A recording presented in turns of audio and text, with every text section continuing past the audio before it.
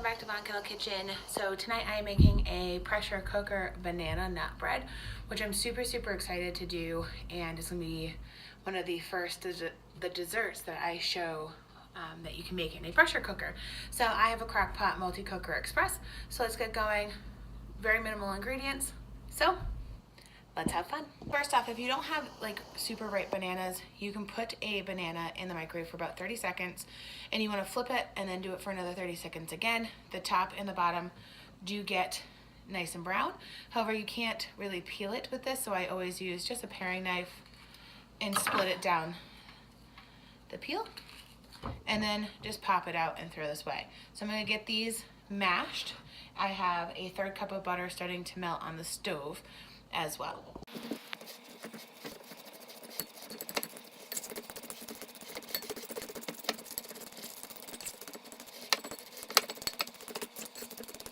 Okay, so I'm going to add in a 1/2 cup of sugar. Actually, get rid of that. And let's get a spoon. We're going to add in the 1/3 cup of melted butter.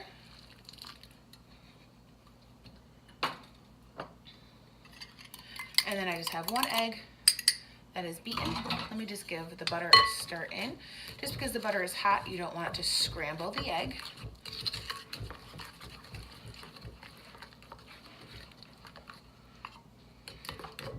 So we're going to give this a nice mix.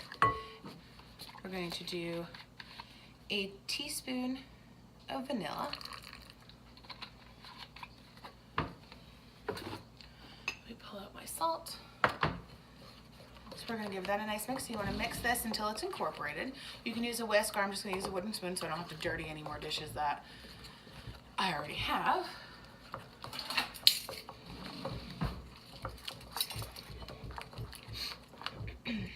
All right. So now I'm just going to do a pinch of salt. You just want something to balance out the sweetness. We're going to do 1 teaspoon of baking soda.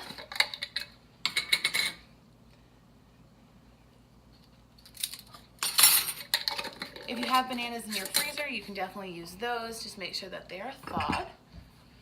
So we're going to put in 1.5 cups of flour, but we're going to do a 1/2 cup at a time. Make sure that's even. So there's 1. Just give it a mix until it's incorporated. You don't want to overmix it because you don't want it to be tough. You can use a blender if you would like. I'm just doing this because it's just easy.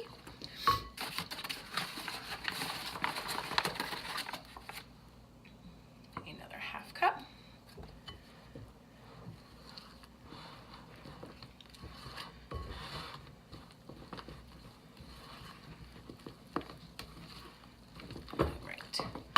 And the last 1/2 cup of flour.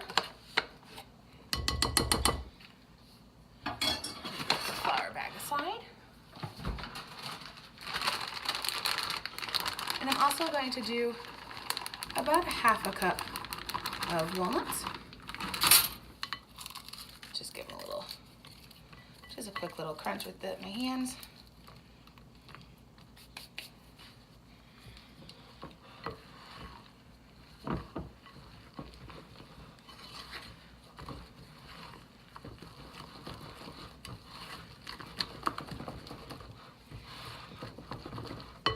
Awesome. So I'm going to put this aside. And I have a Pyrex bowl that I'm going to use. So I'm going to do a pot and pot cook. Sorry, I'm still trying to get over this cold. I'm just going to spray it. I always spray it over my sink so it doesn't land on my floor, so it doesn't become a slippery floor. And let me go get my pressure cooker. So this is sprayed. I'm going to empty the mixture right into it. What I need to do is get a 8-quart pressure cooker. I would love one so I can start using the springform pans. For some reason the 7-inch doesn't fit in this 6-quart. Let me grab a spatula.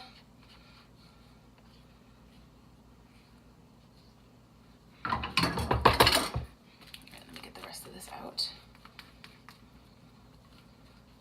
I'm super excited to share this with you guys. My husband is very skeptical of desserts in a pressure cooker, but there is a trick. All right, be right back with my tricks. So I'm gonna take the lid off. I'm gonna put my pot in. 1 cup of water. I have a trivet, but my trivet doesn't have handles, so I just made my own with aluminum foil. Set that off to the side. So this is the banana bread. You want a paper towel to go over top. This is just to help to make sure that there's no extra moisture that's hitting that banana bread. And then you just want to make sure you have it covered with aluminum foil. Roll up the sides. So I can tuck in the paper towel.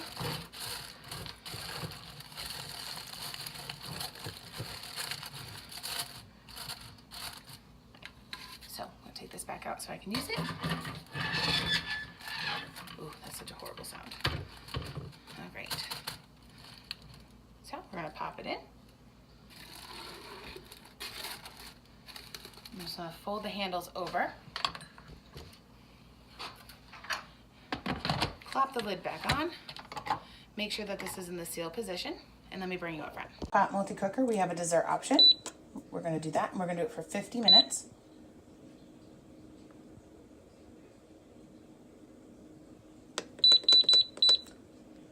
And we're gonna start cooking. If you have the Instant Pot, just do manual pressure and do it for 50 minutes.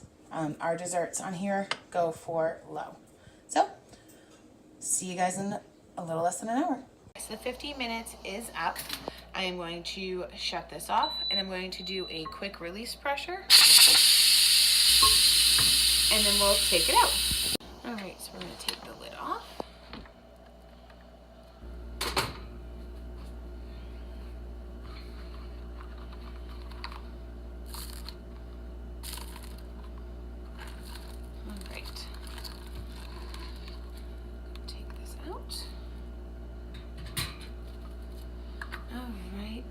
And let me move all of this so I can show you the finished product. Right. So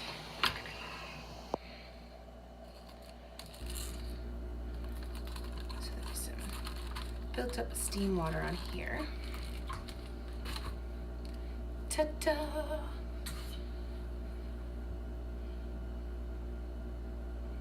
And it has come out clean.